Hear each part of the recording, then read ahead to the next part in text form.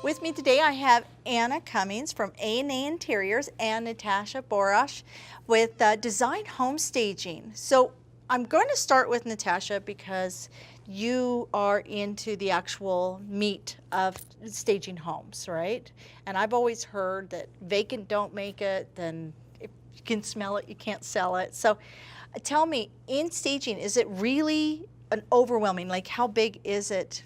Are we looking tens of thousands of dollars, or what is home staging? So a lot of people have the perception that home staging is definitely very expensive, and a lot of times they don't go and start looking into what it actually takes to stage a home. I always say it's like looking at a blank canvas at an empty home. Until you create that picture and you're able to, put all the pieces together to create that picture, people don't understand the impact of it. So staging can range from anywhere from $500 to which is partial accessories, up to a couple $1,000s a month. It's a monthly rental, and it only goes, the way we do it is 30 days at a time. Well, and statistically speaking, if you stage your home, it sells faster. Absolutely. So it's money well invested, right? Anna, tell me, as a professional home interior designer, taking staging, I know that's one aspect of what you do. How can we live in a house, or at least love a home, especially with the larger ones? You're going to have it for sale for a little bit longer. What are some of your tips? To actually live in a space and have it on the market is a little bit of a difficult challenge, especially if you have pets too, because you have to corral them or put them in a different area. So there are ways that you can live in a house successfully. You just have to always stay on top of it. And maybe that does include having a professional cleaner come in more often than you would actually have, and just being conscientious really about making your bed every day and tidying up your food and keeping everything clean. Maybe having some like tools, like little hidden cubbies that you can slide the dog dish into, or put away the kids' toys or something. An action plan. An action plan. Yes. Excellent, excellent. So we're going to get into an action plan in just a moment. We're going to continue this discussion, but first let's take a look at the next stop on our home tour. So this is where we're just going to chat in regards to how do we survive staging? How do we survive the sale? How do we get it sold and gone? So you had said some tips. Yes, so I think in order to start, we start at the front door. Make sure the front entry, you've got curb appeal, the front door is not flaking paint, that kind of thing. Perfect. And then your entry, because that really sets the stage for your home. It sets the stage for everything. So you want your entry to be wow and memorable. Absolutely. Yes. So what are some of the common things that you see that you go, oh, you didn't need to do that? Or Well, one of the things we always suggest is we'll say, take out down the window coverings, because a lot of times it'll just create that space and make it darker than it you should mean be. like the curtains? Curtains, Yes. blinds. Yes, lighting is so very important. Lighting is key. What's your take on the LED, the bluey colored ones? Tell me the truth. Yeah. Well, I always say, be consistent in the house with the lighting. Yeah. So don't have different kind of bulbs. Be consistent and make sure and spend those 10 minutes going through your whole house to make sure that the lights are all working and in order and that they're all the same. And upgraded. They say usually about 100 watts per every 50 square feet. 100 watts per pitch. Okay, that's a great tip. So we've got lighting. Now, scent. What are some of the top scents that you can recommend? I'll start with you. Well, a lot of times what we'll do is we'll say, have the house cleaned, then usually we can go in, get it staged, and then have little things like candles. A lot of times realtors will have candles burning while they're in the home, or just to make sure that it smells clean and fresh. I personally love air diffusers. Yes. Those are the reeds. ones with this reeds on top. Yeah. Yes, Okay. or ones that you can plug in, but there's some really nice ones on the market right now that are also decorative and smell beautiful too. Okay, now sound. I know when I go out to a show home or a store, any store, you go into Nordstrom's, they always got a soundtrack going in the background. So what do you suggest for like an audio track in the home? We always tell realtors, just nice, easy listening music, just very low, just to have it playing in the house. It really creates a nice atmosphere when you're going through the home. And a lot of televisions are programmed to play music. Yes. So you don't have to have your television playing a program. You can just sign it up to one of the music Well, channels. and most Yes. people have more than one television, so you could actually create a surround sound if you Yes. turn it all on to the same one. Correct. Yeah.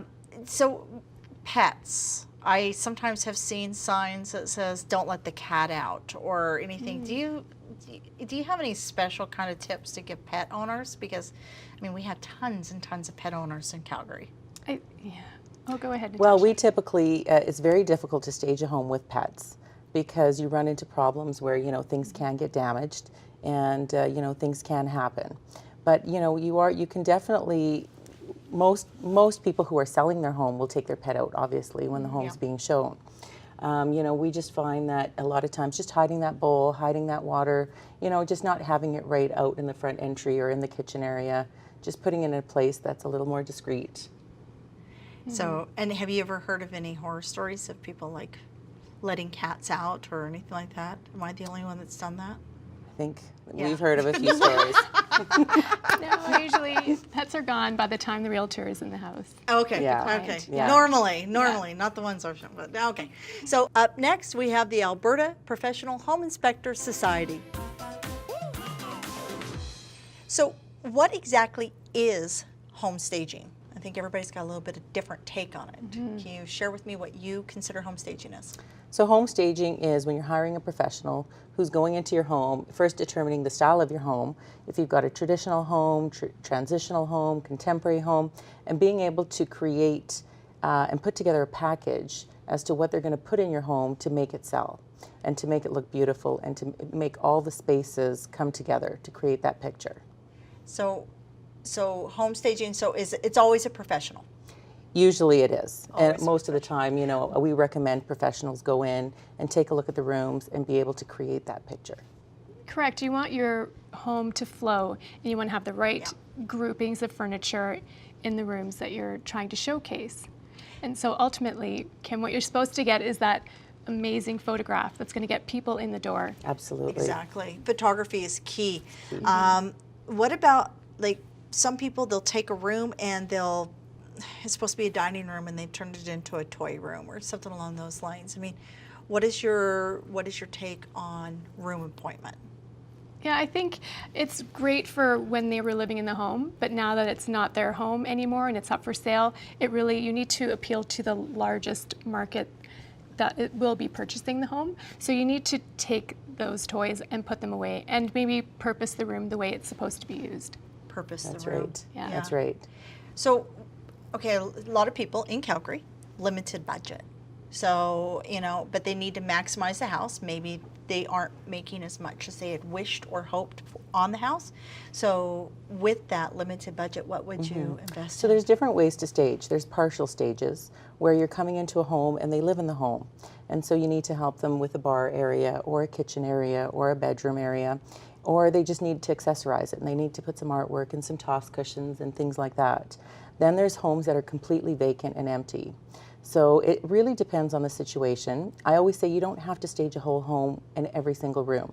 You got to focus on the rooms that need to be done, which is usually obviously your kitchen, your living, your dining room, your master bedroom. It's not necessary always to do a basement and other bedrooms. Those are optional. And I find the more that's in a house, the less hollow it feels. And I know that from my experience that when people see a vacant home, they think, they must be desperate or, some along those lines. Yeah, they ask, what happened here, or where are the owners? Yeah, exactly. It's cold.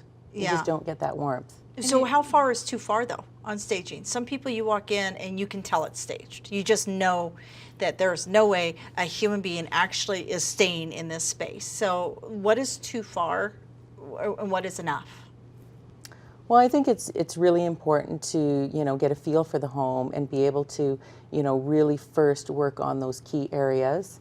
And then, depending on your budget, you can definitely do extra rooms. You can do a den and you can do bonus rooms, but not overdoing it. Obviously, keeping it clean and keeping it, keeping everything flowing together, because that's the key. And then think about the spaces that you wouldn't stage, but people are really wanting to have these days is storage. So you want to open up the closets, clean them out, and have them show really beautifully because a lot of people will open those doors. So you want to make sure that those storage areas are also Yeah. up to speed. Well, and definitely. if you fold, it's going to look like you have less than when you just shove, right? I try and tell Right. my kids this all the time. Nobody listens to me, but storage is key. So when we're going back to staging and we're taking a look at those first impressions, you had mentioned something about photography. How critical do you Oh. feel photography is? Photography is critical. When home buyers are thinking of purchasing a home, their first point of contact is online, and they have about 7 seconds before they decide whether or not they want to go and see that place. So, so first impressions then? First impressions at front door. How important is like the curb appeal? Like what are things that people should be doing, especially when we have snow one day and mud the next? What are things that they can do to make the front of the house appeal better? Well, Yeah. obviously leaving it clean, making sure that, you know, you've got your snow shoveled, you've got your grass cut, whatever, you know, depending on the season, but it has to be clean and it has to be appealing. Your windows should be cleaned, and, you know, walking into that front entrance, and it's just as important because the second you walk into that door, you know, Yep. you've got a very you know, if you're buying that house very quickly. Yeah, and that goes back to, you know, you're engaging all the senses. And what do you think about, like, a lot of times people go, paint your front door. Like, Oh, I totally agree. It's amazing for curb appeal. Adding a couple of potted plants shows a little bit of life and care is taken in that home. So I always like to see that, or a wreath on the door, something that is inviting and welcoming. yeah. I love Pinterest for that stuff. Now I never get around to it. I end up finding somebody who can make it for me. So when it comes to staging, if you could give it like a 3-sentence definition, if you could give it an actual definition of the benefit to the home seller, what would you say staging is? What is the benefit to the home seller? We already know how it's attracting the buyer, but for the home seller to put that time and effort in, what's the I always say that just staging it is going to create the warmth. You know how everybody's walked into an empty home, and you walk in there and you walk out, and there's nothing that really stands out. And a lot of times when you've been to, you know, 20, 30 homes, there's always that one piece or that one piece of artwork or that one piece of furniture that, you know, you'll say, oh, do you remember that couch, or do you remember that piece of art? Because it really stands out.